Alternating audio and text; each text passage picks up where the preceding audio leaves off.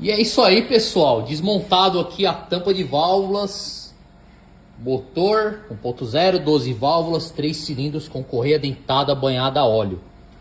Em uma semana já é o segundo que aparece aqui. 64 mil km rodados. E olha o que aconteceu. Comeu tudo a correia dentada, né? Aqui a montadora recomenda a troca com 200 mil. O que a gente tá vendo é que esses carros estão chegando nos 60, 70, 80 mil km rodado. E já tá dando problema em correia, olha só. Então, o pedaço dela tá para fora aqui.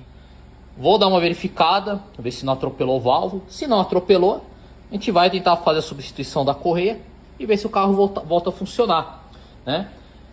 E aí, pessoal, vocês podem dar desculpa que se vocês quiserem aí. Ah, porque usou óleo errado, porque a quilometragem está adulterada. Mas todo dia é um caso novo. E o cliente sempre usou óleo original 0W20. E o resultado é esse daí.